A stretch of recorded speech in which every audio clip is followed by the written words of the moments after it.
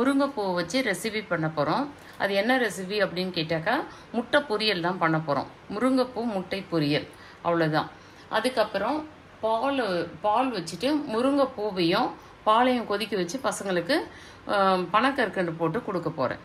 இதுக்கு தேவையானது கொஞ்சம் முருங்கைப்பூவையும் முருங்கைப்பூவு 2 முட்டை, உங்களுக்கு தேவையான அளவுக்கு முட்டை எடுத்துக்கலாம். ஆனியன் 2 கட் பண்ணி வச்சுக்கிறேன். கொஞ்சோண்டு கருவேப்பிலை வச்சுருக்கிறேன். கொத்தமல்லி தேவைக்கு வச்சுருக்கிறேன். பச்சை மிளகாய், 1 பச்சை மிளகாய் கட் பண்ணி வச்சுருக்கிறேன்.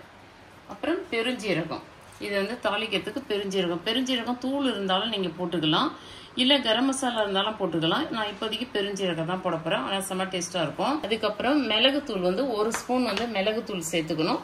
கொஞ்சம் மஞ்சள் பொடி சேர்த்துக்கணும். ஒரு 2 ஸ்பூன் போல் எண்ணெய் ஊற்றிப்போம்.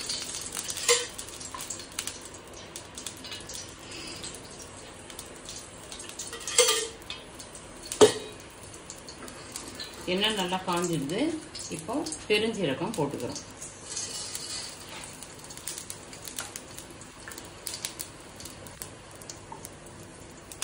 கொஞ்சம் கருவேப்பிலை சேர்த்துக்கிறோம். பச்சை மிளகாய் கொஞ்சம் போட்டுக்கிறோம்.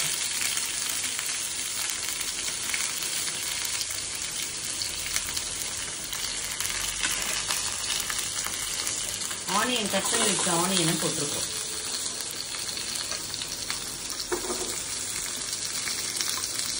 இந்த முட்டை பொரியல் அவ்வளோ டேஸ்ட்டாக இருக்கும். அதில் முருங்கைப்பூ போட்டதே தெரியாதுங்க. அதை மாதிரி செஞ்சு பாருங்க, செம்ம டேஸ்ட்டாக இருக்குங்க.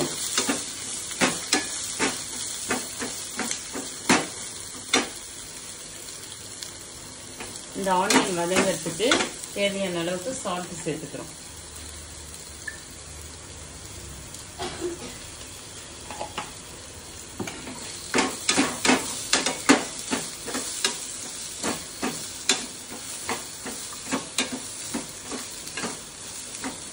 ஆனியன் நல்லா வதங்கட்டும்.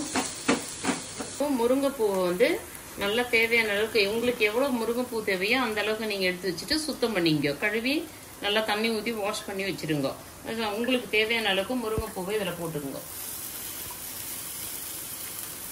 முருங்கைப்பூவை போட்டுட்டு நல்லா வதக்குங்க. வெங்காயமும் முருங்கைப்பூவும் நல்லா வதங்கிடுது. இந்த டைமில் முட்டையை உடச்சி ஊற்றிக்கலாம்.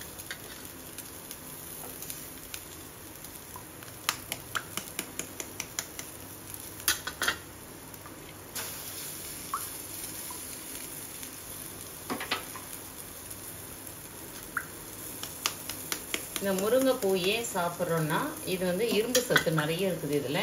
அதுவும் குறிப்பாக குழந்தை பிறந்த பெண்கள் நிறைய சாப்பிடணும் இதை. அப்போ பால் நல்லா வரும் குழந்தைங்களுக்கு.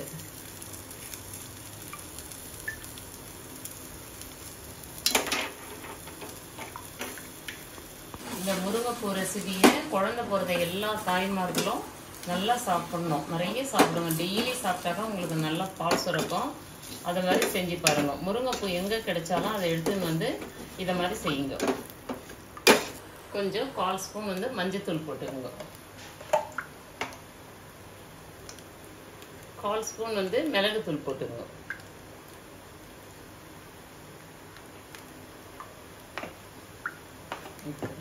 போட்டுட்டு 2த்தையும் வதக்கலாம். கரம் மசாலா இருந்தாலும் போட்டுங்க, செம்ம டேஸ்ட்டாக இருக்கும் கரம் மசாலா போட்டால். நான் எப்பயுமே இந்த மாடலில் தான் செய்வேன், ரொம்ப நல்லாயிருக்கும் இந்த பொரியல்.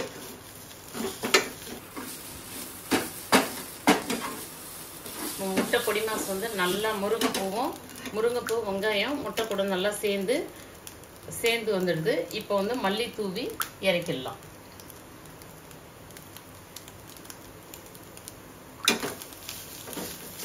இதை மாதிரி செஞ்சு பாருங்க, நிஜமா செம்ம டேஸ்ட்டாக இருக்கும். இது என்ன, எல்லாமே முட்டைன்னு தான் நினைப்பாங்க பசங்க, நல்லா சாப்பிடுவாங்க. முருங்கைப்பூ நீங்கள் நார்மலாக கொடுத்தா முருங்கைப்பூ பசங்க சாப்பிடாது.